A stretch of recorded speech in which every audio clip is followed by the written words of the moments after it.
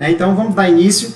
O primeiro passo aí é você pegar a sua Bíblia, você usar a sua Bíblia aí como acompanhamento, né? Que você possa aí abrir nesse momento a sua Bíblia no livro de Apocalipse.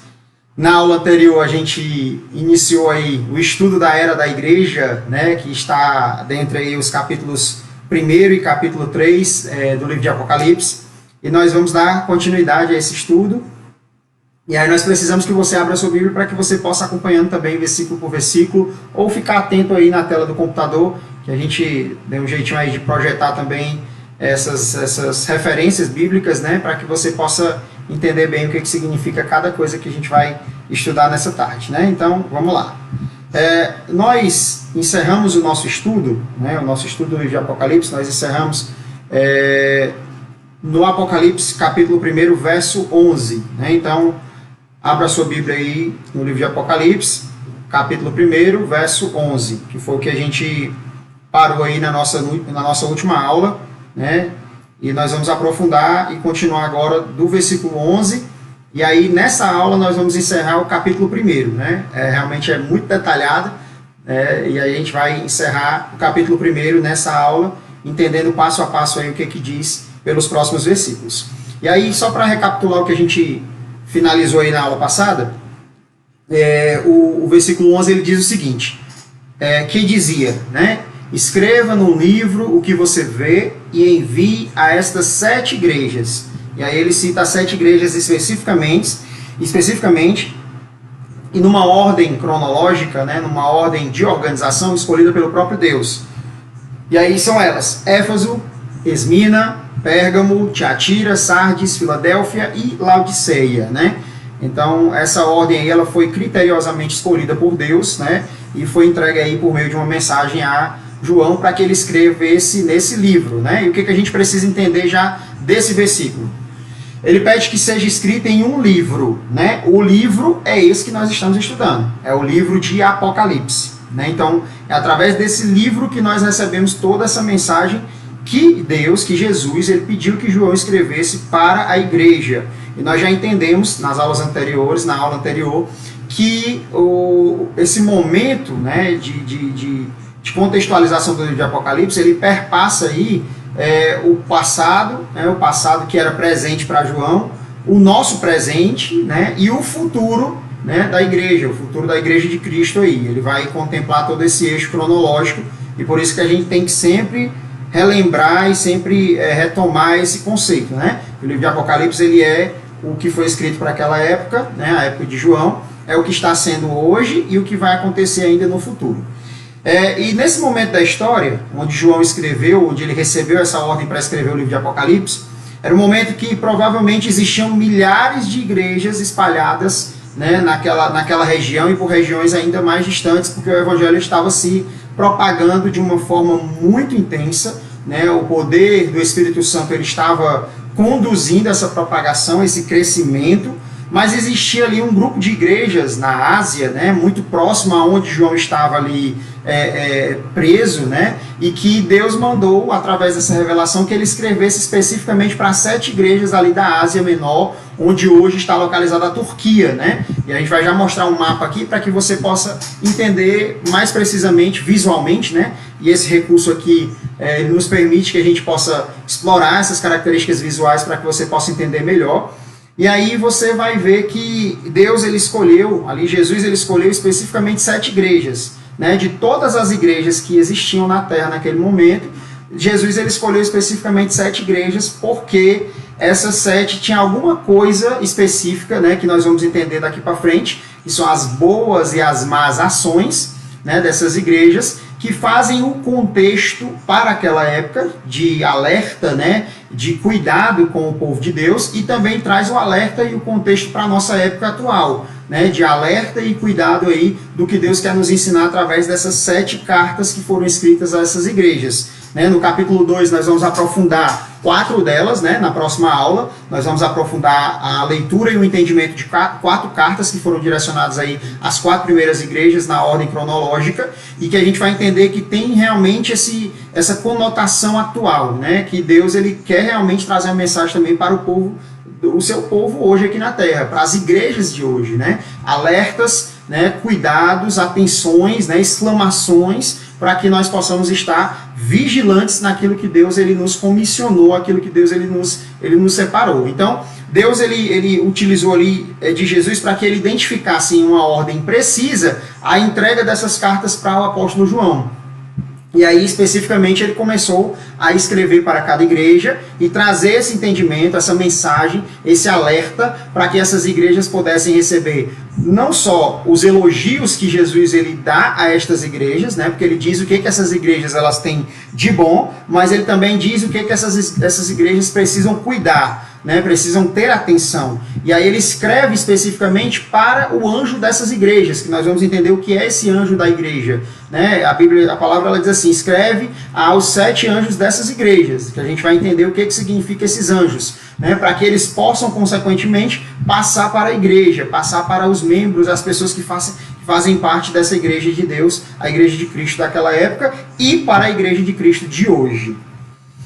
Por que essas igrejas elas foram escolhidas? Né? A gente já fez um pouco dessa reflexão, mas agora de forma mais clara a gente vai aprofundar. Primeiro ponto da escolha dessas igrejas para que Jesus Cristo mandasse João escrever essas cartas foi porque essas igrejas elas tinham qualidades e tinham defeitos.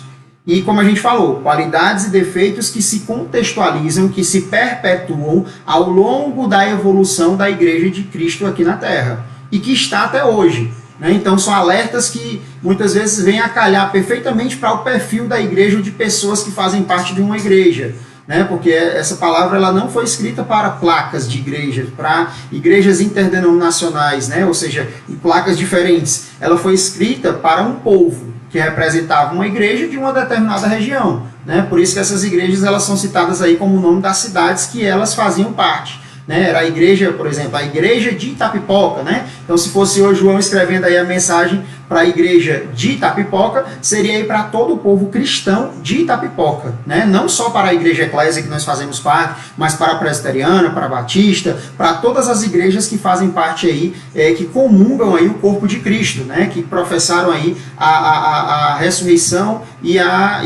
o poder de Jesus Cristo como único e Senhor Salvador de nossas vidas, né? Então seria aí uma carta escrita para a igreja de Itapipoca.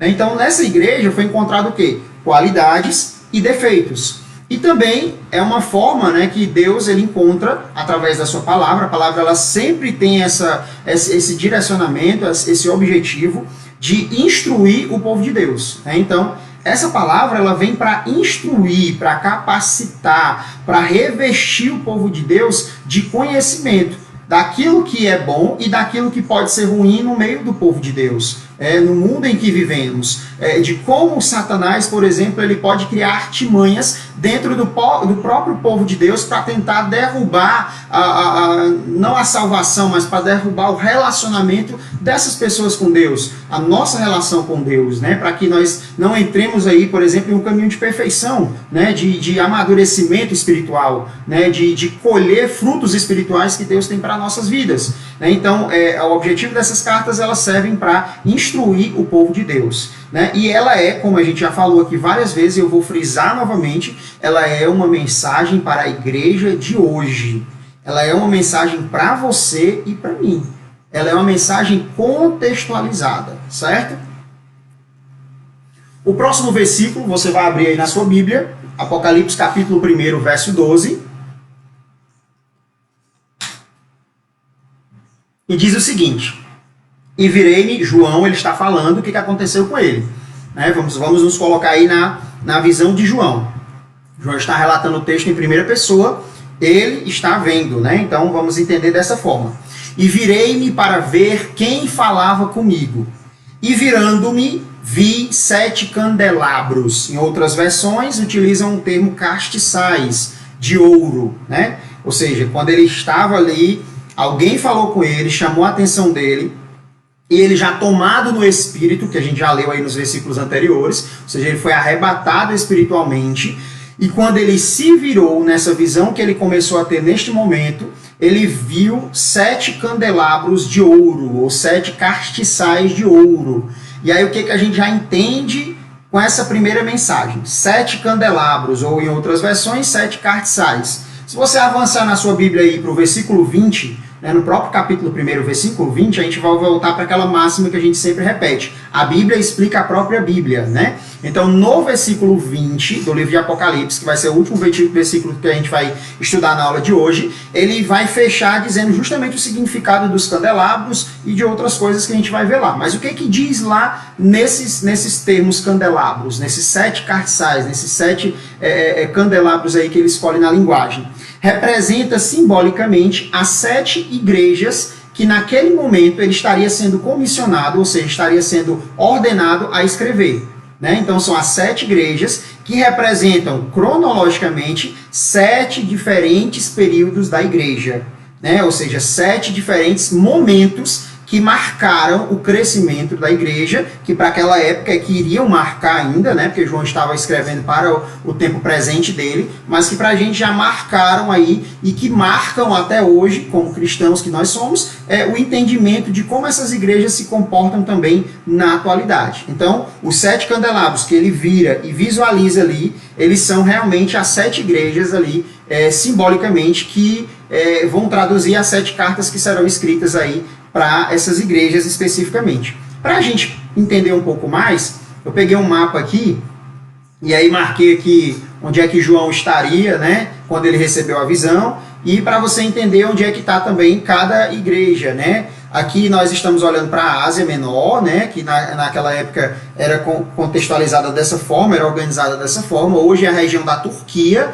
né? Se você subir um pouquinho na África, você vai ver que tem uma região às margens aí do Mar Mediterrâneo, do Mar Egeu, do Mar Negro, né, que é a Turquia. E essa Turquia, ela é justamente onde estava assentada as 7 igrejas que foram direcionadas a essa carta na época, né? E essa carta ela é cíclica, ela girou naquela época e ela continua girando até hoje, né? Ela continua vindo como mensagem de alerta, mensagem de orientação até hoje. E aí você vê esse pontinho amarelo aqui com a setinha, é uma pequena ilha, né? Que é uma ilha chamada Ilha de Patmos, né? Na Grécia. Essa ilha ela faz parte de um arquipélago, né? Que faz parte aí da Grécia, né? Que está localizada bem aqui nesse pontinho amarelo. E João ele estava preso aqui, né?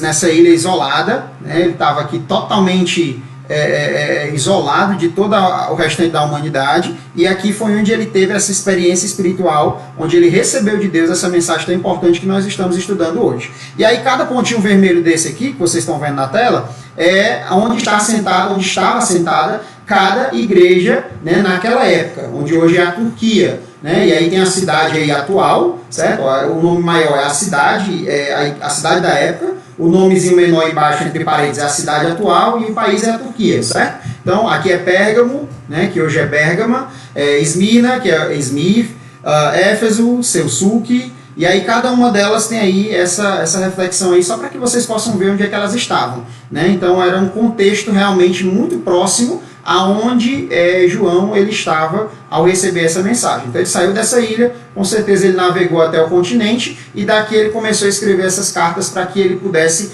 espalhar aí por toda, onde hoje é a Turquia, né, por toda a Ásia, para que o povo de Deus pudesse receber aí essa mensagem tão maravilhosa que Deus comissionou João a escrever.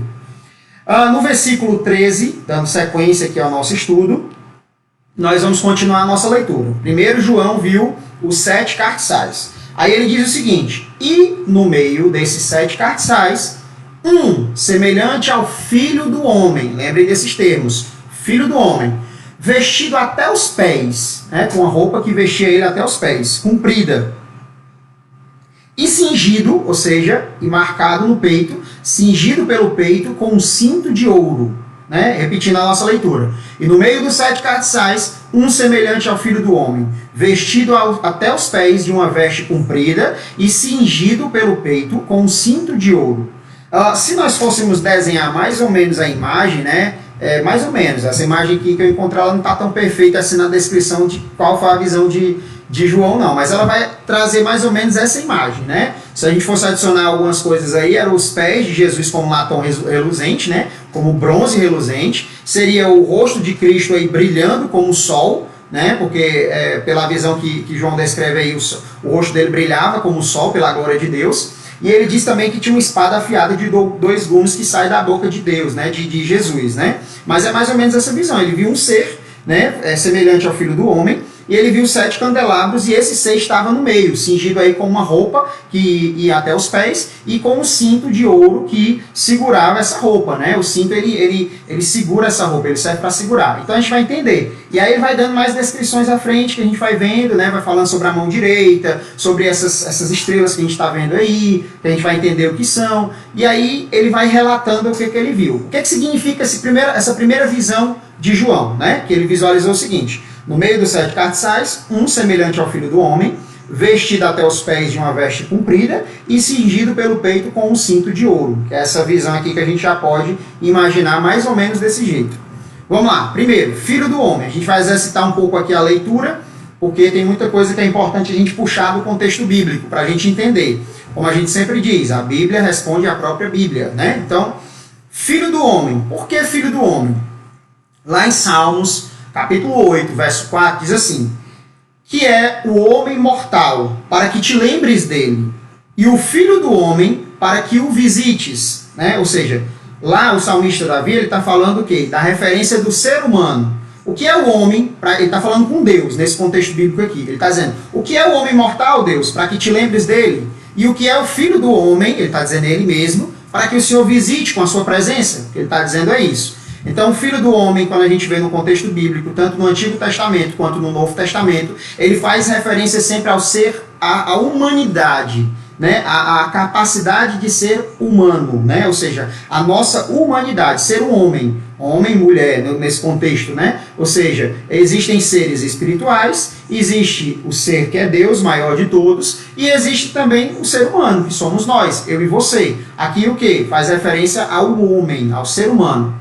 E aí lá em Hebreus 2, do verso 16 ao 18, faz referência especificamente a também esse ser humano, esse homem, mas é um homem específico. O que ele diz?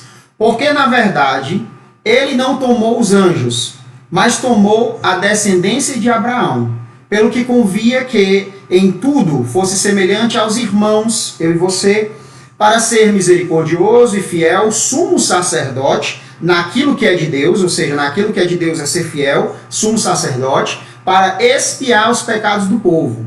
Porque naquilo que ele mesmo, sendo tentado, padeceu, pode socorrer aos que são tentados. O que ele está dizendo aqui? Ele está trazendo um contexto de quem Deus escolheu para que viesse a esconder, ou seja, a compor o plano de salvação das nossas vidas hoje. Ele está fazendo uma descrição aqui de como foi o momento de escolha de Deus. Ó, Deus ele não tomou anjos, ele não tomou nenhum ser espiritual que ele tinha lá, mas ele tomou um da descendência de Abraão, né?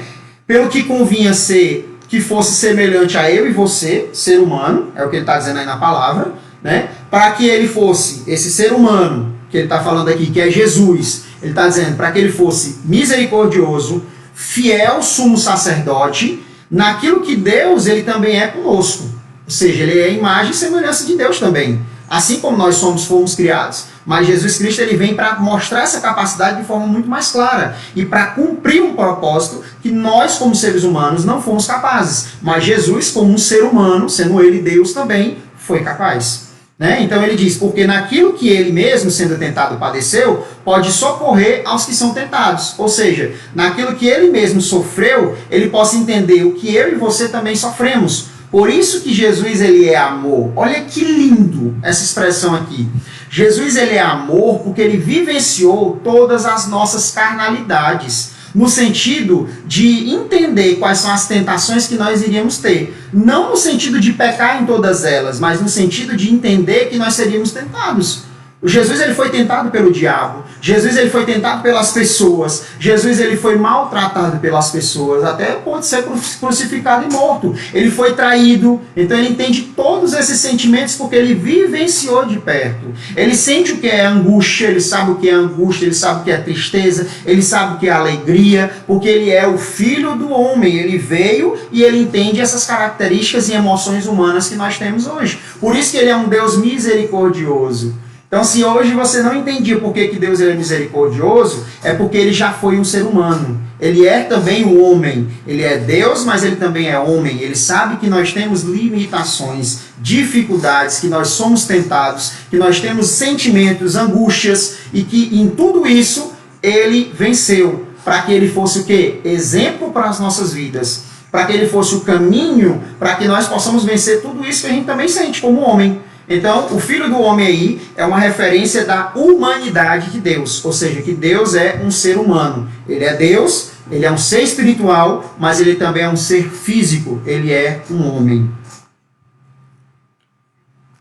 Daniel 7, profeta Daniel, capítulo 7, verso 13 e 14, ele também traz um pouco sobre esse contexto do Filho do Homem. E aí vamos ler o que diz lá, nesses dois versículos. O 13 diz o seguinte: eu estava olhando, é uma visão que Daniel estava tendo, né, em relação ao trono de Deus, né, ao ancião dos dias, né, e aí ele traz essa descrição aí. Eu estava olhando nas minhas visões da noite, e eis que vinha nas nuvens do céu como o filho do homem, e dirigiu-se ao ancião de dias, e fizeram chegar até ele. E foi-lhe dado todo o domínio, e a honra e o reino, para que todos os povos, nações e línguas o servissem. O seu domínio é um domínio eterno, que não passará, e o seu reino, o único que não será destruído. Então, quem Daniel viu na sua visão? Jesus. Ele viu o Filho do Homem, o que é humano, o que ora foi humano, o que é humano, e o que ora também é um ser espiritual, o Filho de Deus. Certo? Só para contextualizar aí o nosso entendimento desse termo, que o versículo que nós lemos agora em Apocalipse 13, capítulo 1, verso 13, ele traz aí no nosso entendimento. Filho do homem é isso. Então, Jesus, ele se chamava de Filho do Homem. Né? Se a gente pegar aí os livros, os evangelhos, você vai ver em alguns momentos Jesus ele fazendo referência a ele mesmo como Filho do Homem. Por que ele dizia isso? Por duas coisas. Para que ele pudesse reafirmar ali que ele não era um ser espiritual naquele momento, que ele tinha relações espirituais com Deus direta, né? Mas que ele estava ali como um ser humano, para dizer que ele era humano. E o segundo, para que ele pudesse também se identificar como Messias. Porque para o povo judeu, a identificação do Messias, ela tinha que vir de uma linhagem humana. Ela vinha de uma linhagem real. Né? Então, todos os profetas, os estudiosos da época, iriam identificar o Messias como um ser humano, como alguém que viria para ser o Salvador, né? Um ser espiritual a salvar todos nós, mas que também ele vinha de uma linhagem humana. Então, Jesus ele reafirmava isso diversas vezes para dizer que ele era humano e para se identificar como o Messias. E aí, qual é a visão? Voltando aí para a visão de João. Qual é a visão que João ele tem? Ele vê o Filho do Homem, que agora a gente vai tratar como o próprio Jesus, né, que é ele. Ele vê Jesus no meio dos 7 cardeais, né, e aí qual é a representação desses 7 cardeais? Lá no versículo 20, se você já tiver lido aí na sua Bíblia, você vai entender que os cardeais são as igrejas, né, as 7 igrejas que naquele momento estavam recebendo ali aquela mensagem direta e que simbolicamente são as igrejas de hoje também. Então, o que Jesus ele quis dizer para João quando ele foi visto ali no meio das 7 igrejas? Ele está dizendo o seguinte, que Jesus está sempre no meio da igreja. Jesus ele está sempre no meio do povo de Deus. Então, a palavra diz lá em Mateus 18, 20, capítulo 18, verso 20, diz o seguinte, porque onde estiverem 2 ou 3 reunidos em meu nome, no nome de Deus, no nome de Jesus, aí estou eu no meio deles. Então, meu irmão, se eu e você estamos aqui nesse momento reunidos em nome de Jesus, Jesus está no nosso meio, Jesus está na sua casa, Jesus está aí do seu lado, Jesus está aqui comigo, né? Porque nós estamos reunidos em nome de Jesus. Né? O objetivo aqui é trazer o ensinamento da palavra, mas é para glorificar o nome de Jesus. Então, se nós estamos nesse momento reunidos em nome de Jesus, Jesus ele está no meio também. Né? Jesus ele está no meio. Então a simbologia da visão que ele mostrou ali para João é para dizer para a gente hoje que Jesus sempre está no meio da igreja. A igreja de Deus ela não é desamparada. Jesus ele tem um cuidado, ele tem um olhar especial, né? E por isso que ele usou aí um homem de Deus para alertar essas igrejas, porque essas igrejas ainda existiam ou iriam existir e ainda hoje estão também existindo. Então o alerta de Deus ele serve para isso, para nos esclarecer, para nos chamar a atenção, porque ele nos ama e ele está no meio da igreja, por isso que ele estava ali no meio dos 7 cardeais. E por que ele usava roupas de sumo sacerdote, né? Como nós vimos aí na imagem, simbolicamente esta imagem, né? Ele estava ali vestido de branco, de uma roupa, né, de linho branco até os pés e cingido ali com um cinto de ouro. Então, por que ele usava essa roupa de sumo sacerdote? Essa roupa era uma roupa típica do Velho Testamento, principalmente, que a gente via também no contexto do Novo Testamento. Mas por que no Velho Testamento? Porque era a roupa que simbolizava os homens escolhidos por Deus para a comissão de levar a palavra de Deus. Ou seja, eram homens que eram separados, profetas que eram separados por ter um relacionamento, por ter uma vida cautelosa na presença de Deus e que eram utilizados como boca de Deus na terra. E eles utilizavam roupas especiais para se apresentar ao povo de Deus naquela época. Então, se você abrir a sua Bíblia agora, lá, ou acompanhar na tela aí, Levítico capítulo 8, do verso 5 ao 8, ele diz o seguinte: era o momento onde Moisés ele estava se reunindo ali com toda a congregação, com todo o povo que acompanhava ele, e aí Moisés ele estava ali ungindo ou comissionando ali a família de Arão e os seus filhos. Então a palavra ela vai contextualizar esse momento, só para que você possa entender que eles receberam ali sobre eles também essas roupas de sumos sacerdotes. Então diz assim: disse Moisés à congregação: isto é o que o Senhor ordenou que se fizesse.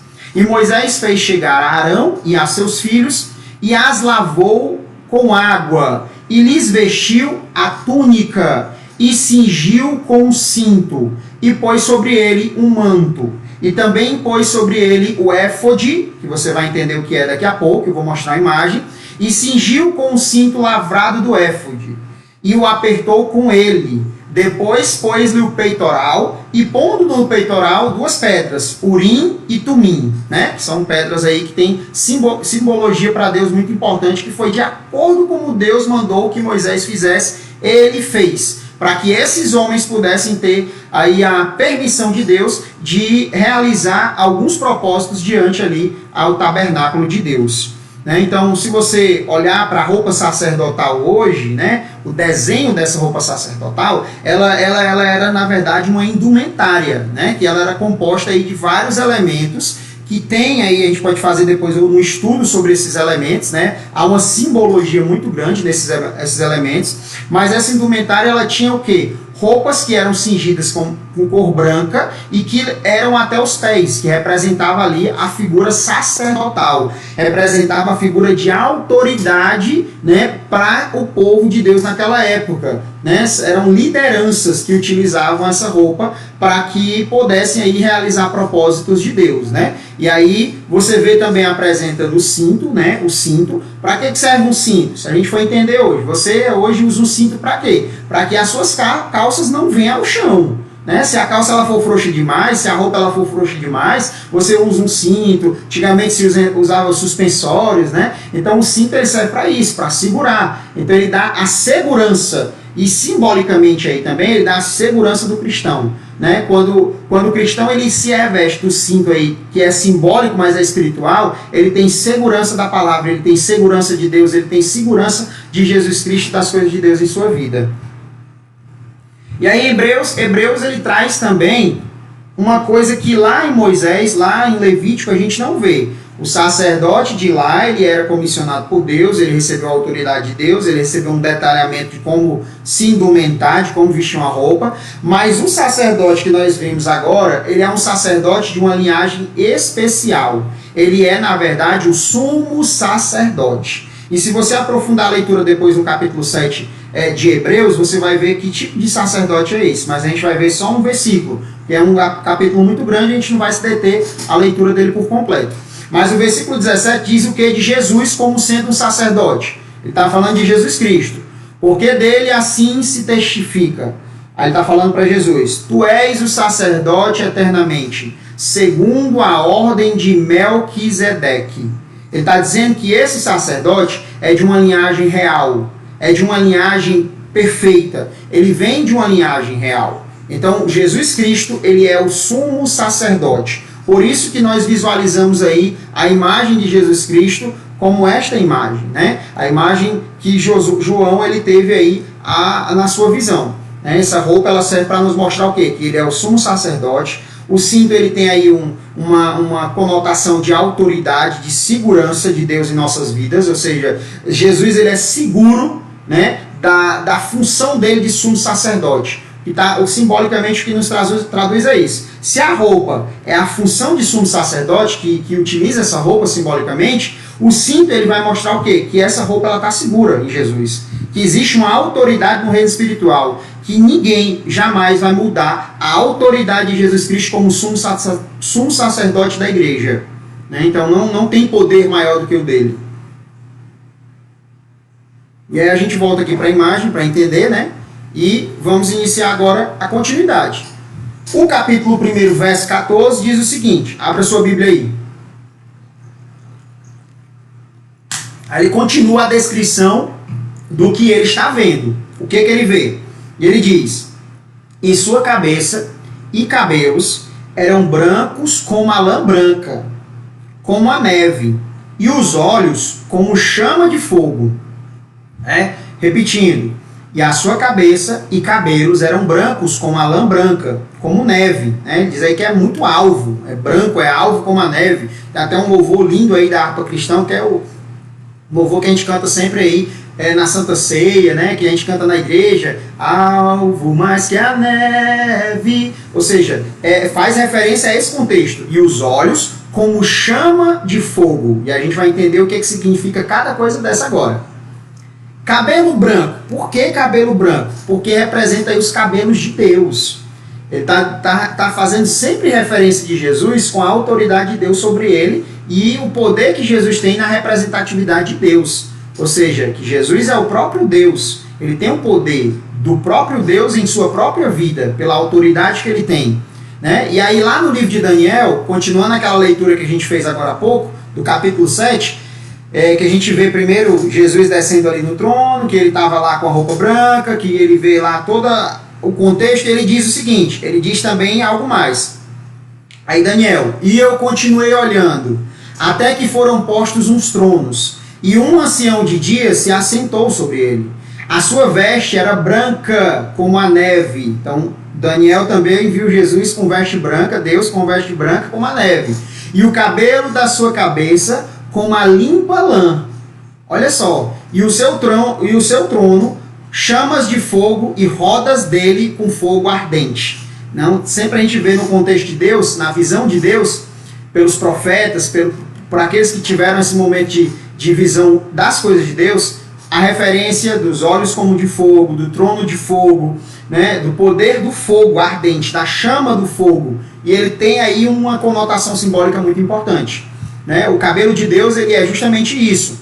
É que Jesus Cristo ele representa também o cabelo de Deus. Né? Branco como a neve, a pureza, a perfeição de Deus. Não há maior pureza do que a cor branca. Ela não tem contaminação de outras cores. Né? Se você for estudar a questão das cores, né, você vai entender que o branco ele é a ausência de todas as cores. Né? Então ele é uma cor pura, ele é perfeita. Né? Então ele é algo que é perfeito, não tem contaminação. Já o preto não. O preto é a soma de todas as cores, que aí somando tudo vira o preto. Né? Então a perfeição de Deus ela é representada pelo branco. Né? E aí também o cabelo branco ele traz a questão de quê? De que existe aí uma experiência, ou seja, Deus ele não é um Deus de hoje. A palavra de Deus diz que ele é o Deus de ontem, de hoje e eternamente. Né? Ele é um ancião, ele é uma pessoa que tem experiência de tudo que acontece com a humanidade, tudo que acontece comigo, com você, e que já sabe até o final também, assim como eu e você, e sabe mais coisa, né? Porque ele é Deus. Mas que a gente também tem como saber através do livro de Apocalipse. Olhos de Deus. Então, a questão dos olhos de fogo, né? Que ele diz aí, ó, então, a cabeça e os cabelos eram brancos como a lã branca, como a neve, e os olhos como chama de fogo. É o que diz o verso 14. Por que chamas de fogo? Lá em Deuteronômio, capítulo 4, verso 24, diz o seguinte: porque o Senhor, teu Deus, é um fogo que consome, um Deus zeloso. Olha só, vamos entender por que ele usa aí a simbologia dos olhos como de fogo. Os olhos de Jesus, eles estavam como chamas de fogo. Por quê? Porque naquele momento, a representação que Deus queria passar para João era o seguinte: os olhos de Jesus ardem, enquanto ele examinava as 7 igrejas. Ou seja, ele estava no meio dos 7 cardeais. Então, a visão ali era o que Jesus estava fazendo naquele momento em relação às 7 igrejas, para que ele pudesse entregar a mensagem para o apóstolo João. E aí Jesus ele estava com fogo nos olhos, porque o fogo representa o quê?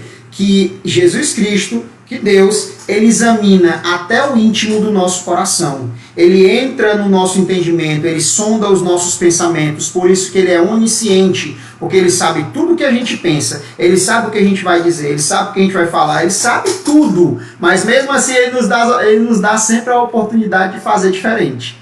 Apesar dele saber tudo que a gente tem a capacidade de fazer, ele sempre vai nos dar a oportunidade de fazer diferente. Ele nos deu desde o início, quando ele nos mostrou a palavra, e que ele disse assim, meu filho, você quer aceitar ou não? Então você teve a oportunidade de dizer o sim ou não, de você escolher o caminho de Jesus, o caminho da salvação ou não. Então os olhos de Jesus, eles ardiam como chama de fogo, porque ele examinava, ele penetrava nas ações de cada igreja, das 7 igrejas, para que ele pudesse entender o que cada uma delas tinha de bom, o que cada uma delas tinha de ruim. Então, quando Deus ele derrama a misericórdia dele sobre as nossas vidas, Jesus ele olha para a sua vida, ele olha para a minha vida, e os olhos dele acendem como chama de fogo, e ele começa a penetrar o nosso entendimento, e vai vendo o que a gente tem de bom, o que a gente tem de ruim, e vai ponderando tudo isso, derrama a misericórdia dele sobre isso, derrama tudo o que ele nos prometeu sobre isso, e diz assim, ó, esse é meu, é comprado por mim, esse eu estou vendo, então eu preciso fazer alguma coisa se está errado, eu preciso derramar a bênção se está certo. Ele vai examinando, então ele penetra tudo, ele vê as boas ações, as más ações, ele vê o que você faz no seu íntimo, ele vê o que a gente faz em público. Então os olhos de Deus, ele representa a visão de Deus, a onisciência de Deus, que Deus ele sabe tudo. Aí Apocalipse 1,15, a continuação, né? A gente viu aí os cabelos de Deus, os olhos de Deus, através de Jesus, e agora ele vai olhando, ele começa de cima para baixo, né? João ele olha, com certeza ele olhou primeiro para cima, porque ele viu primeiro o cabelo, depois ele vai descendo e viu os olhos, né? Ele deu uma visão geral primeiro e ele começou de cima para baixo. Aí quando ele vai descendo e vai vendo especificamente, ele dá aquela olhada de cima para baixo, ele vê o quê? Os pés. E aí ele começa aqui no capítulo 1, verso 15, dizendo o seguinte: e os seus pés, semelhantes a latão reluzente, como se tivesse sido refinado numa fornalha. E aí ele começa a descrever o que ele ouviu, né? A voz. E a sua voz, como a voz de muitas águas. Olha que interessante. É verdade. Tem algumas pessoas aqui interagindo. A irmã Carminha traz aqui um contexto muito importante que eu não citei, que eu acho interessante a gente citar agora. Ezequiel também teve a visão do trono de Deus, e essa parte ela realmente toca profundamente, porque ele vai descrever com perfeição o trono de Deus e os elementos ali que circuncidam o trono, né, que estão ali ao entorno, e é muito bonito. Então muitos profetas tiveram visões parecidas, mas não foram comissionados a escrever o livro de Apocalipse, como a visão, por exemplo, que João teve, e ele foi comissionado a escrever esse livro, porque tinha mais coisa que foi revelada aí para eles que os outros profetas não havia sido revelado ainda. Porque o objetivo dos outros profetas era revelar ainda a vinda do Messias, era revelar a pessoa de Jesus Cristo. E hoje não. Quando João, aliás, no tempo de João, quando ele escreveu, ele já tinha Jesus Cristo. Jesus já tinha se revelado. Então o objetivo agora era revelar o quê? O que Jesus ia fazer com a igreja. Qual era o final? Qual era o objetivo final? O que ia acontecer no final? Né? Qual era a resposta para muitas perguntas? E aí ele vai trazendo aqui. No verso 15 ele diz 2 elementos. Ele olha para os pés de Jesus e vê, os pés eram semelhantes a latão reluzente, né? Ou seja, os pés eles eram brilhantes, né? Era como se tivesse sido refinado no fogo, numa fornalha. Quando você refina um metal precioso no fogo, ele brilha, ele fica perfeito, né? E a voz aí também que ele ouviu era a voz como de muitas águas, era uma voz poderosa, né? Então a voz de Jesus é uma voz poderosa, mas além de tudo isso, do significado próprio desses termos, existe também um significado bíblico desses termos. Vamos entender.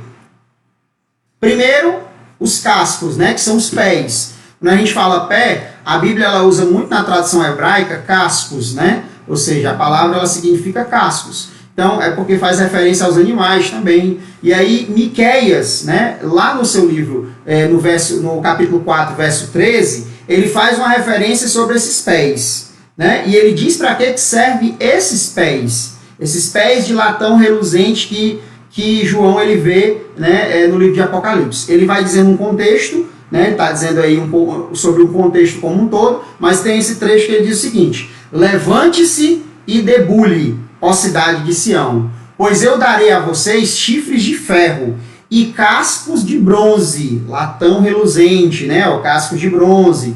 Para que serve? Para despedaçar muitas nações.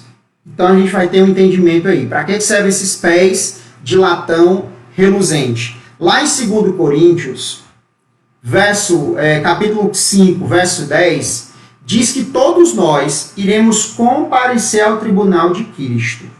E cada um de nós iremos receber de acordo com as nossas obras, de acordo com o que nós fizemos, de acordo com o que nós deixamos de fazer, né? Então, o que diz a palavra? Pois todos nós devemos comparecer perante o tribunal de Cristo, para que cada um receba de acordo com as suas obras, praticadas por meio do corpo, né? Que sejam boas, aliás, quer sejam boas, quer sejam más. Isso aí, dos pés, representa o quê?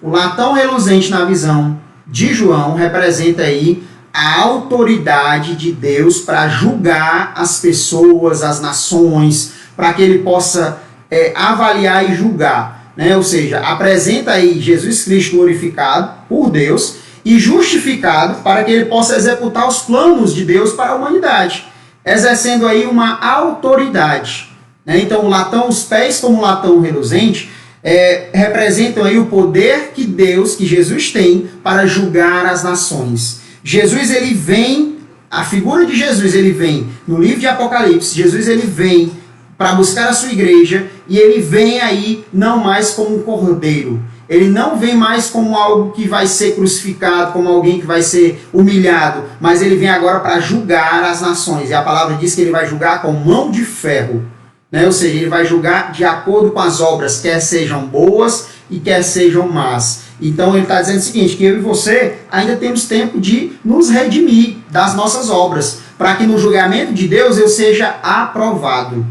Né? A glória de Deus ela está sobre a nossa vida. Deus ele nos justifica, mas nós seremos julgados por tudo que nós fizemos e deixamos de fazer. Deus ele vai chegar para nós e vai dizer assim, o que você fez com o que eu te entreguei? O que você deixou de fazer? O que você poderia ter feito? Por que foi assim? Então vai ser questionado tudo isso. E aí a visão que João tem é de um ser que tem autoridade. Jesus Cristo ele tem autoridade sobre as nações. Ele pode julgar. E a voz? Voz como o som de muitas águas. Vou aproveitar aqui para beber água.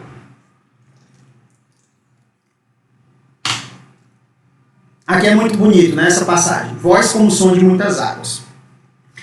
Deus, ele tem, Jesus Cristo, ele tem autoridade sobre toda a criação. Se você ler o Evangelho, né, os Evangelhos, você vai ver que em alguns momentos, né, momentos muito marcantes de milagres que Jesus ele faz por meio da palavra, ele faz por meio do som da sua voz. Ele diz, mar, vento, acalma-te. Né? Ou seja, a representatividade do que ele faz é o quê? A voz dele é reconhecida por toda a criação. Essa voz ela é reconhecida porque ele é o Criador, ele tem poder sobre todas as coisas. Então, quando nós estamos no propósito das coisas de Deus, quando nós estamos também no centro da vontade de Deus, a voz de Deus em nossas vidas, ela também é reconhecida pela criação. Por isso que na criação nós temos a autoridade de operar através do poder de Deus, através do nome de Deus. Por isso que nós, como seres humanos, conseguimos, por exemplo, expulsar demônios em nome de Jesus, conseguimos orar e pedir que Deus faça alguma coisa, e Deus ele derrama a sua misericórdia, repreendendo, fazendo alguma coisa que na criação ela só obedece a Deus. Então, por meio da palavra é que nós somos justificados, por meio de Deus, de Jesus é que nós somos justificados, para que a criação também nos reconheça. Né? Mas Deus ele tem um reconhecimento maior sobre a criação. Então, lá no Salmo 33, versos 6 ao 9, diz assim: mediante a palavra do Senhor, foram feitas os céus, os corpos celestes, pelo sopro da sua boca. Ele ajunta as águas do mar num só lugar, das profundezas faz reservatórios, toda a terra tema ao Senhor, tremam diante dele todos os habitantes do mundo. Pois ele falou, e tudo se fez, ele ordenou, e tudo surgiu. Ou seja, o poder da voz de Deus. Por isso que ele faz referência aí, o som de muitas águas. Meu amigo, se você estiver no mar, no meio do mar, e tiver um torrencial, muitas águas, você dificilmente sobrevive. Né? Se você estiver dentro d'água e vier uma onda grande, você não vai sobreviver. O que ele está dizendo aí é poder. É o poder que Deus tem com a voz, com o que ele diz. Se você pegar o livro de Gênesis, com a voz ele criou tudo. Ele diz, haja luz. Que se faça assim, assim. Que se faça isso e isso. Então, com a voz dele, ele determinou a criação de todas as coisas. E como a gente falou, a voz de Deus é como o som de muitas águas. Jesus Cristo ele se apresenta como essa voz. A voz de Deus. Jesus Cristo é a própria voz de Deus. Ele é o som de muitas águas. Ele é a voz que se apresentou na criação. Ele é a voz que acalmou o mar nos evangelhos. Ele é a voz que expulsou o demônio lá no Gadareno. Quando ele chegou no Gadareno, os demônios reconheceram a voz dele e pediram que não mandasse eles para o inferno, que botasse ele nos animais, porque sabia que ele tinha capacidade de fazer isso. Né? É a voz que expulsa os demônios, é a voz que ressuscita os mortos. Então essa voz, ela foi a voz que se apresentou para Lázaro e diz, Lázaro, sai para fora. Então foi com essa voz que o reino das trevas, o reino espiritual, né, o inferno, ele reconhece também o poder de Deus. Né? É a voz do arrebatamento. Quando Jesus ele vier buscar a igreja, ele vai vir como voz de uma trombeta. Ele vai tocar com o alarido de uma trombeta. E a voz dele é que vai dar o comando. Chegou a hora. É a hora da igreja subir. E daí todos os mortos vão ressuscitar. Todos vão contemplar. Com a voz dele, ele vai impetrar o juízo sobre a terra. Se você continuar nos estudos que a gente vai estar fazendo, você vai ver que com a voz de Deus ele determina os juízos sobre a terra. Ele vai dizendo, ó, seja derramado isso, seja feito isso, e agora isso. Então a voz de Deus é como o som de muitas águas. Ele tem poder sobre todas as coisas. E sobre eu e você. Então Jesus ele se apresenta aí nesse versículo. Por isso que ele é chamado, muito bem Marilu, muito bem lembrado, viu? É por isso que ele é chamado também o Verbo de Deus, porque ele é o eu sou, né? Antes de tudo, ele já é o primeiro, ele é o fundamental da palavra, ele é o fundamental da voz, o verbo, né? Ou seja, ele é o eu sou, antes de ser ele já era, meu amigo, então não tem para onde correr, né? Então, Deus ele se apresenta para a gente da seguinte forma nessa palavra, do que a gente lê aqui. Ele se apresenta como nosso Deus, né? Então a gente já leu aí no Apocalipse 1, verso 8, que ele se apresentou como o próprio Deus. No 13, com a roupa lá, com o cinto que a gente viu, ele se apresenta como o sumo sacerdote, né? E agora, no verso 15, ele se apresenta como o quê? Como o juiz, que tem os pés de latão reluzente, né? Para julgar as nações, para julgar a minha vida, para julgar a sua vida, né? Ele é o grande verbo vivo, né? Como a Carminha diz aí. Apocalipse 1,16 diz o seguinte: e ele tinha na sua destra 7 estrelas, e da sua boca saía uma aguda espada de 2 fios, e o seu rosto era como o sol, quando na sua força resplandece. Está dando 3 elementos aí que a gente precisa identificar. A destra com as 7 estrelas, a espada de 2 gumes afiada saindo da boca, e o rosto dele que brilhava como o sol, quando ele está na sua força máxima. Né? Então vamos entender agora tudo isso. Primeiro, destra é a mão direita, né? É a mão direita. Destra é a mão direita. As 7 estrelas que João via aí na visão, quando ele virou, que ele viu Jesus aí com as 7 estrelas na mão, lá no Apocalipse capítulo 1, verso 20, ele já diz o que é. Né? Lembra que eu disse que a Bíblia ela responde a própria Bíblia. Então as 7 estrelas são 7 anjos das 7 igrejas. Representa aí líderes espirituais dessas igrejas, que devem cuidar, que devem zelar por essas igrejas, e que foram colocadas lá por Deus. né?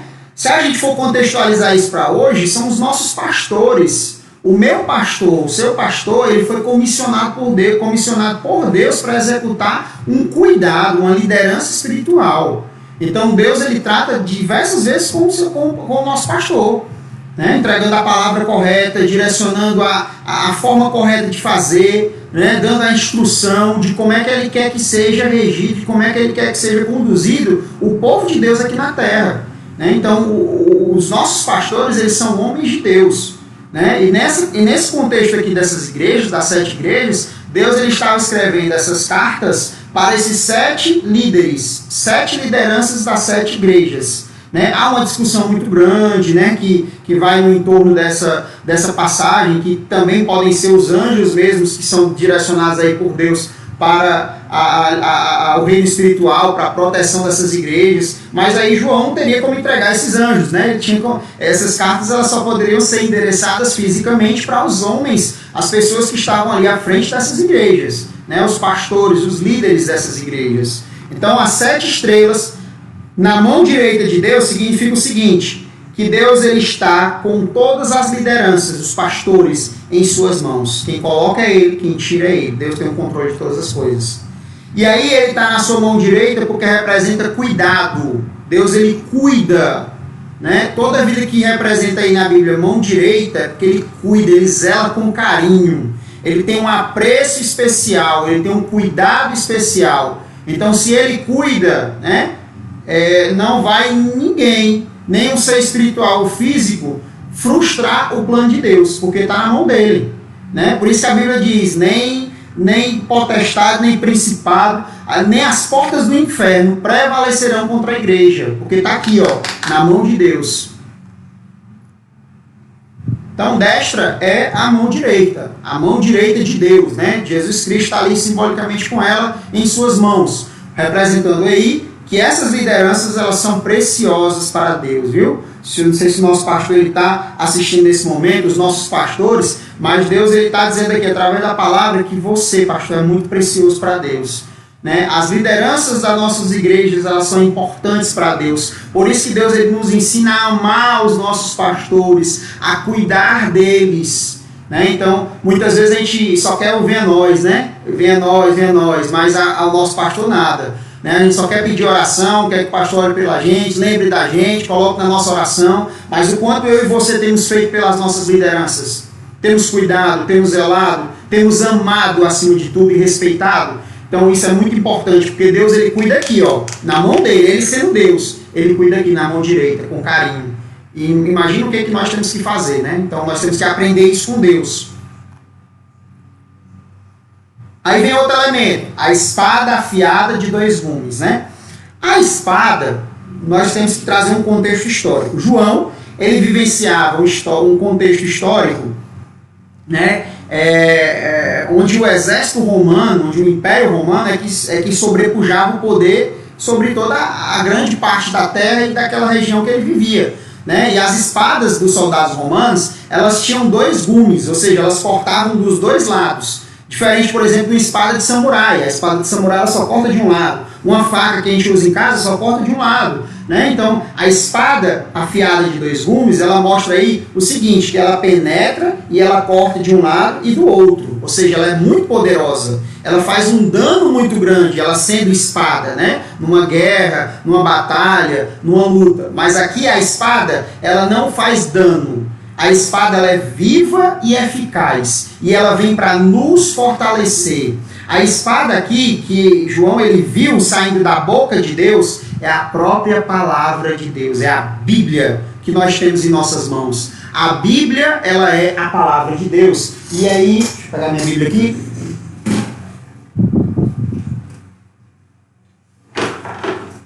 A Bíblia, ela é a palavra de Deus. Olha só, quando nós temos isso aqui em nossas mãos, nós temos em nossas mãos a espada afiada de 2 gumes, né? E essa palavra, ela penetra de uma forma indescritível.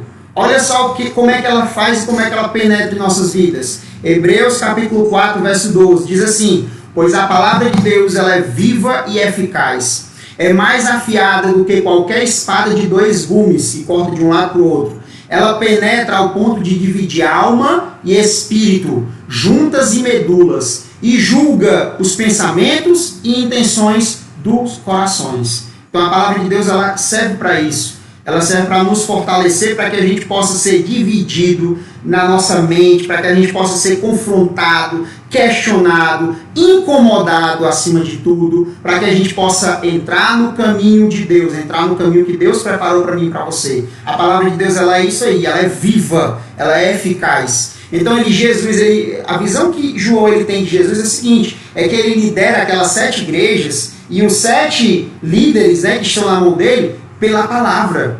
É pela palavra que saía da boca dele ali como uma espada afiada de 2 gumes. Ou seja, os padrões de Deus, eles foram, são e sempre serão segundo a Bíblia. Segundo a Bíblia. Não existe padrão que é medido numa régua humana. Não existe padrão que é medido pelas leis. A gente é instruído até a obedecer às leis, até certo ponto, que ela não venha confrontar ou desentender a palavra em nossa mente. Então a palavra de Deus ela é a forma como Deus nos mede. A régua de Deus é a palavra. A régua de Deus é a palavra. Se você está de acordo com a palavra, você está no caminho que Deus preparou, no centro da vontade dele.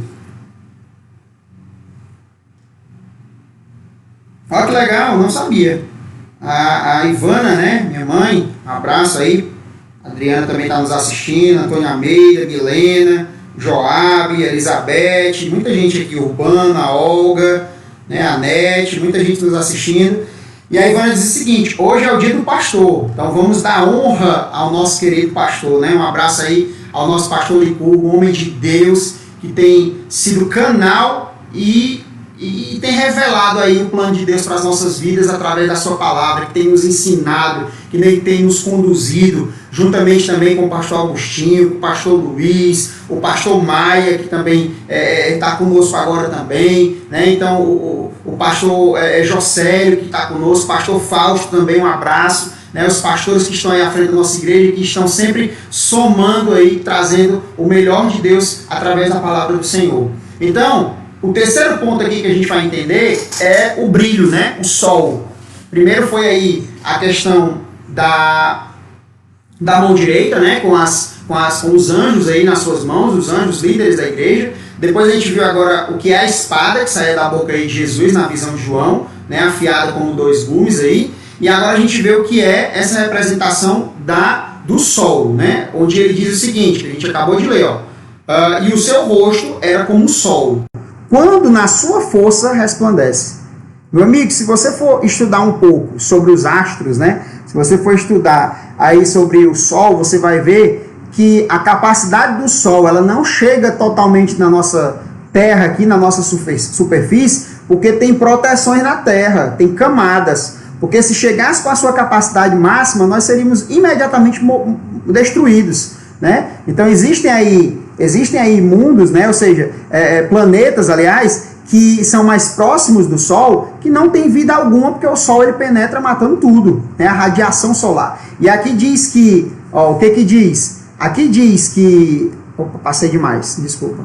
Aqui diz que Deus, ele a face de Deus ali brilhava como o Sol na sua força máxima, né? Então, com certeza, João não conseguiu ver a face de Cristo. Ele só viu o brilho, um brilho muito grande, né? E que com certeza ele ficou maravilhado e ele sentiu aquela presença de uma forma que vocês vão ver o que vai acontecer com João nos próximos versículos, né? Olha o que que diz, sol da justiça, essa representação aqui, é o que sempre a gente escuta na Bíblia. Jesus é o sol da justiça, é a luz do mundo, né? Aqui faz referência à glória de Deus. Jesus, ele está em constante relacionamento com Deus. Então aquele que está em constante relacionamento com Deus, ele é acometido, ele fica cheio da glória de Deus. E a glória de Deus, ela brilha tanto que ela ofusca, né?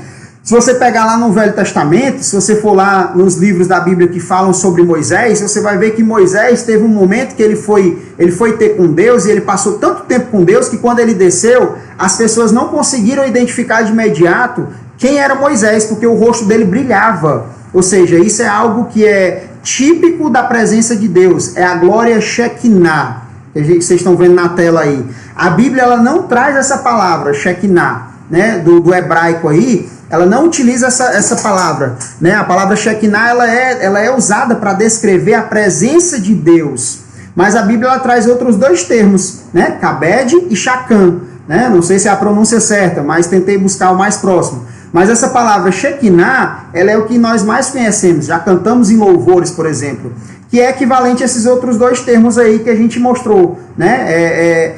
Que significa o quê? A glória, o resplendor, né? O resplendor de Deus sobre as nossas vidas. Então, meu irmão, quando eu e você estivermos cheios da glória de Deus, as pessoas não vão nem nos reconhecer.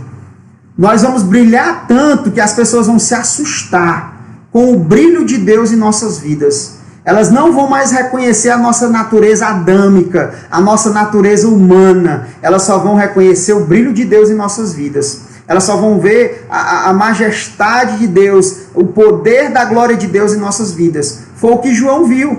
João viu a majestade, o poder, o brilho da glória de Deus sobre Jesus, né? Porque Jesus ele tem um relacionamento íntimo, ele é Deus, né? Então entendemos isso, que quando João ele usa essa expressão, que o rosto de Deus ele brilhava como o sol na sua força máxima, ele está falando ali que aquele ali estava cheio, que Jesus estava cheio da Shekinah de Deus, da glória de Deus. Apocalipse 1,17 diz o seguinte, continuando aqui o nosso estudo.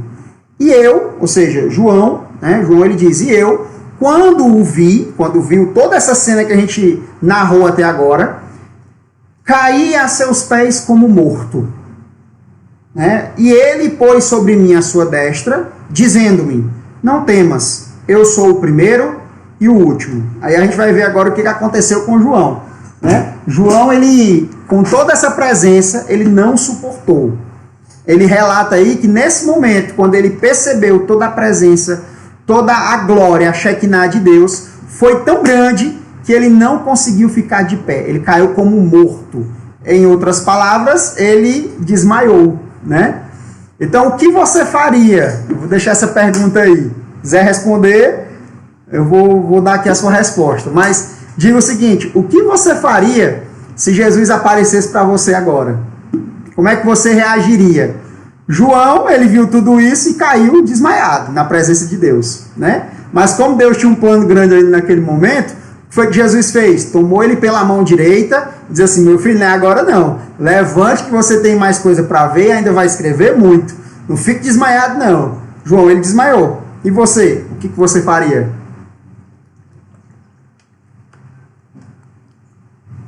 Jesus não permitiu que João ficasse desmaiado. Pôs sobre ele a mão direita, né, a destra, quando ele diz lá, ó, pôs sobre mim a sua destra, e ele pôs sobre mim a sua destra, ele colocou a sua mão direita, chamou ele dizendo o seguinte, não tenha medo, eu sou o primeiro e o último. Né? Ele é o da criação e ele é o que vai dar o amém no final. Ou seja, ele está dizendo, meu filho, tenha calma, eu sou o primeiro e o último, eu sou Deus, eu sou Jesus. Então, não temas, não temas. Primeira dica, né? Se Jesus aparecesse para você, não tema. A Carminha está dizendo aqui que cairia com certeza no chão. Eu acho que eu também cairia, dando glória e não sei mais. Ia perder a noção, né? E depois ia correr para abraçar ele, né? Acho que a primeira coisa era realmente não conseguir ficar de pé, de tanta emoção, de tanta presença de Deus, e depois eu ia correr para abraçar Jesus, né? A Ivana diz que baixaria a cabeça dela, prostraria seus pés, depois beijava, cheirava, abraçava, dizendo eu te amo, meu papai. É mais ou menos assim mesmo, viu? Ia ser muito lindo. Aliás, vai ser muito lindo, viu? Porque eu e você estaremos lá para fazer tudo isso. Em nome de Jesus. E aí, continuando aqui, ó.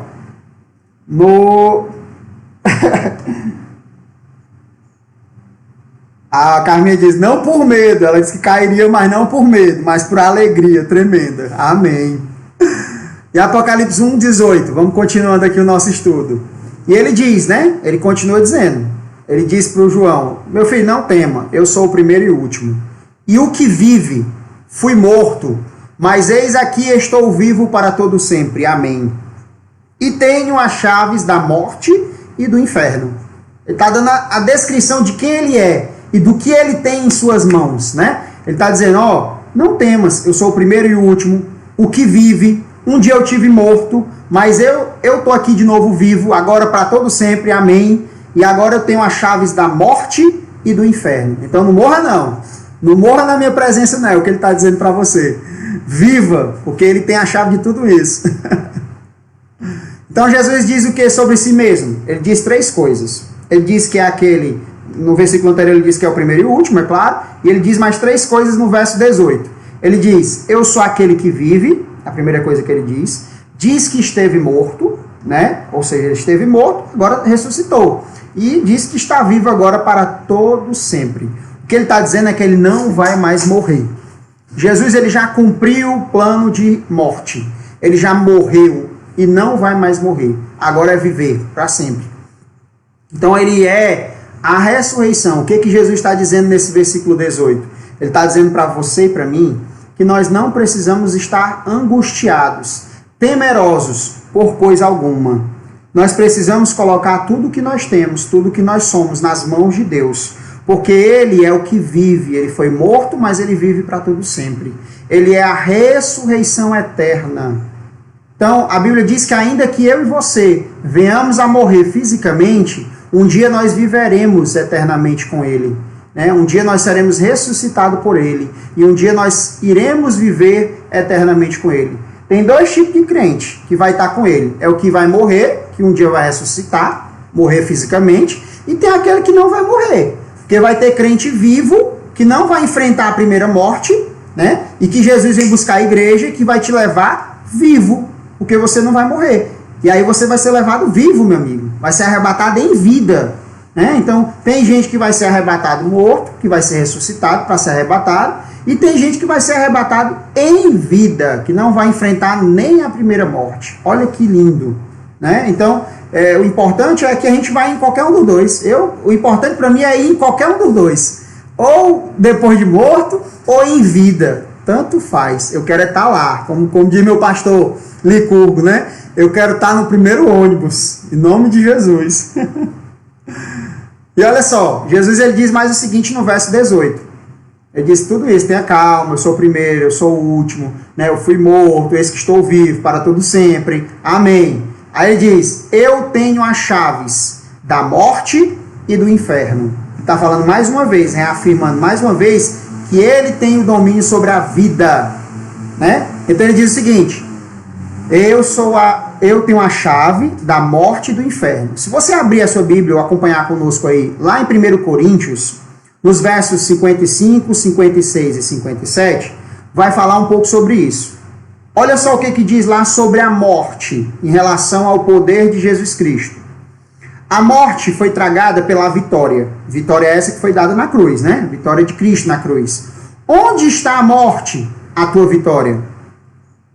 Onde está, ó morte, o teu aguilhão? Ora, o aguilhão da morte é o pecado. E a força do pecado é a lei. Graças, porém, seja dada a Deus, que nos dá a vitória por nosso Senhor Jesus Cristo. Ele está dizendo o seguinte, a morte, ela se justifica em nossa vida por conta do pecado. Porque eu e você pecamos, e porque Adão pecou, é que nós somos condenados à morte. Nós fomos condenados à morte. Né? Por isso que a palavra diz, o salário do pecado é a morte. Né? Mas a mesma palavra que diz que o salário do pecado é a morte, diz que o dom gratuito de Deus é a vida eterna. O dom gratuito de Deus foi o quê? A morte de Jesus Cristo na cruz do Calvário. E por essa vitória de Cristo na cruz do Calvário, não tem morte que dê jeito. Por mais que eu morra fisicamente, não vai ter morte que dê jeito de Jesus voltar, me ressuscitar e eu viver eternamente. É isso que ele está dizendo. Então, não tem morte. Se o aguilhão do pecado, se o aguilhão da morte é o pecado, ou seja, a morte ela tem a sua autoridade em nossas vidas por conta do pecado, há um que tem a autoridade maior para nos dar vida por conta da vitória. Né? E esse um é Jesus Cristo. E por isso que ele questiona, né? A morte foi tragada pela vitória. Onde está, ó morte, a tua vitória? O que ele está dizendo para a morte é o seguinte, onde é que está a tua vitória, morte? Porque a minha está em Jesus Cristo. A minha vitória está em Cristo, porque ele venceu sobre a cruz. E ele é o vitorioso. Né? Então ele diz, onde está, ó morte, o teu aguilhão? Onde é que tu pode me ferir, morte? Porque se o aguilhão da morte é o pecado, e a força do pecado é a lei, eu dou graças a Deus, porque por Deus, em Jesus, eu alcancei a vitória. E é Ele que me dá a vitória em Cristo Jesus. Olha que lindo! Né? Então, quando Jesus ele diz isso aí, que ele diz, ó meu filho, não tenha medo não, eu tenho a chave da morte, a chave do inferno, e por eu ter a chave da morte e do inferno, a morte nem o inferno vai ter poder sobre a tua vida. Né? Então, se você morrer, você vai ficar dormindo, você não tem condenação imediata, porque não há condenação, nenhuma condenação há aqueles que creem, que aceitam a Cristo, aqueles que estão em Cristo. Né? Então não tem condenação, meu amigo. Se você morrer, você vai dormir e vai esperar até a vinda de Cristo. Quando Jesus vier arrebatar, ele vai te acordar e diz, meu filho, chegou a hora. Levanta desse sono aí, ele não é eterno não. Chegou agora a hora de você reinar eternamente ao meu lado. De você receber agora tudo o que eu preparei para ti. Todas as promessas que eu preparei para ti. Então é assim que funciona. A Elizabeth, voltando à nossa pergunta ainda, disse assim, eu colocava o meu rosto no pó e glorificava o nome dele. É verdade. Apocalipse 1:19 diz o seguinte, aí a gente já chega na reta final do nosso estudo de hoje, né? A gente vai para o 19, o 20 e a gente encerra. Olha só o que diz.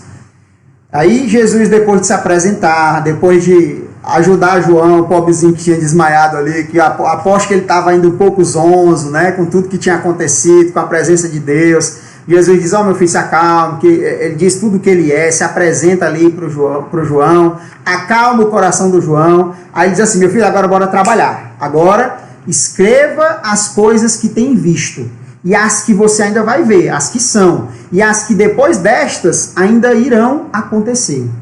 Né? Ou seja, agora você vai trabalhar, meu filho, você vai escrever tudo.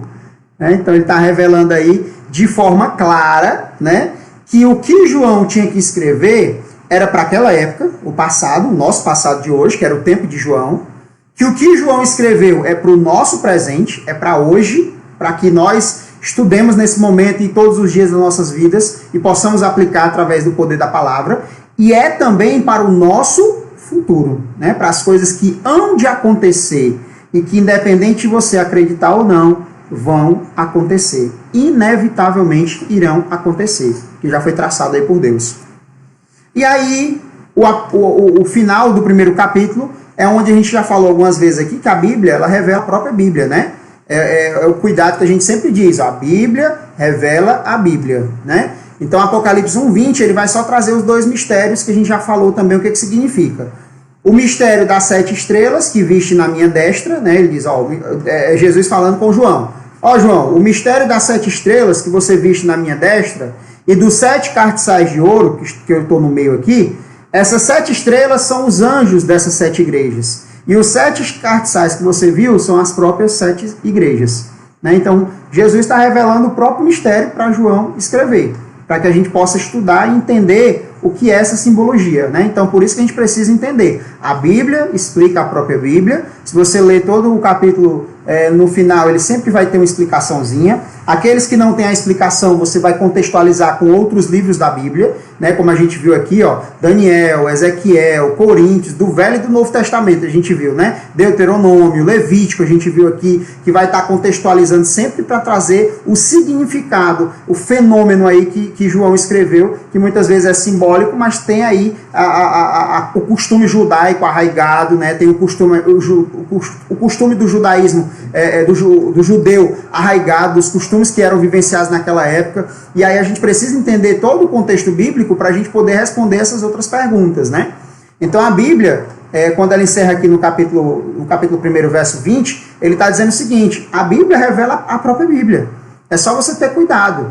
O que nós não podemos como cristão é fazer o contrário disso aqui, ó. Por exemplo, se a gente, aliás, fazer isso aqui que vocês vão ler aí na tela. Texto sem contexto, ou seja, se eu ler um texto sem o contexto como um todo, eu vou estar cometendo erros grotescos. E aí tem essa frase aí que eu gosto muito. Texto sem contexto é pretexto para heresias. né? Heresias, medo, falta de entendimento, e aí entra várias áreas. Então eu preciso sempre utilizar o texto como todo, pegar aí versículos do Velho e do Novo Testamento, para entender todo o contexto, como a gente fez aqui nessas nossas duas primeiras aulas, na aula do domingo passado e nessa aula de hoje, certo? E aí vem, no próximo domingo eu já faço o convite para que você convide pessoas, para que você não perca a nossa terceira aula, vai ser no dia 21 de junho. Se Deus me permitir, eu estarei com você aqui, né, em nome de Jesus, para continuar esse estudo, né? E aí nós vamos aprofundar um estudo sobre as cartas, que serão direcionadas aí inicialmente para 4 igrejas. Nós vamos falar sobre a segunda morte, né? Nós vamos falar sobre fogo, sobre bronze, sobre a brilhante estrela da manhã, que a gente vai entender aí o que é esse termo, né? A gente já viu algumas pinceladas nesse primeiro capítulo, mas a gente vai aprofundar esse estudo na próxima aula, no dia 21. Então, espero vocês às 3h30 da tarde, no próximo domingo, dia 21, a gente vai estar dando continuidade com a nossa terceira aula aí sobre o livro de Apocalipse, estudando ele passo a passo, versículo por versículo, cuidadosamente, respondendo perguntas. Então, fique com a graça e a paz de Jesus Cristo em sua vida. Deixo aí um dever de casa para você, né? Leia Gálatas capítulo 5, porque Deus vai falar com você nessa palavra, né? Leia também o capítulo 2 do livro de Apocalipse, porque é o que a gente vai começar a estudar na próxima aula. Então, se você já puder ler durante a semana, também é importante para que você possa já entender com maior clareza. Já vai estar sendo a segunda vez, né, que você vai estar lendo mais. E leia aí o capítulo 5 de Gálatas, porque Deus quer falar com você, Deus quer se revelar para você. E aí a gente vai encerrar com uma oração para que Deus possa abençoar a tua vida, abençoar a tua semana e possa aí revelar cada vez mais a vontade dele através da tua palavra. Então feche os teus olhos nesse momento, vamos orar e vamos agradecer a Deus por essa palavra e pedir a Deus que nos traga entendimento de tudo que ele quer falar conosco. Pai, nessa tarde eu quero te agradecer, quero te bendizer o teu nome, quero glorificar o teu nome, Pai. Eu quero te pedir que o Senhor possa dar continuidade, Pai, em nossas vidas, trazendo entendimento da tua palavra. Eu quero te pedir, Pai, que o Senhor possa abrir a mente de cada irmão, cada irmã que está acompanhando essa live, que possa trazer entendimento da tua palavra, profundidade de relacionamento contigo, que nós possamos cada vez mais, Pai, sentir sede e desejo pela tua palavra. Eu quero te pedir, Senhor, que o Senhor visite cada lar que está representado aqui nessa tarde, trazendo a tua bênção, trazendo, se necessário, a tua cura sobre as vidas que estão nesse momento nos assistindo, Pai, trazendo a tua proteção, Pai, livrando desse vírus, Pai, livrando de todo mal, livrando de toda arma maligna, Pai, porque o Senhor é aquele que nos justifica, Deus. Então eu quero te pedir, Senhor, que o teu Espírito Santo, Pai, seja revelado para cada um de nós nessa tarde, durante essa semana, com maior profundidade, Pai, que a tua graça, que a tua misericórdia, que o teu amor, Pai, que as consolações do teu Espírito Santo sejam sobre a nossa vida, hoje e para todo sempre, Pai. É assim que eu te oro e te agradeço, desejando uma semana abençoada para a sua vida. Fique com Deus até a nossa próxima aula. Que Deus abençoe a tua vida, em nome de Jesus. A paz do Senhor.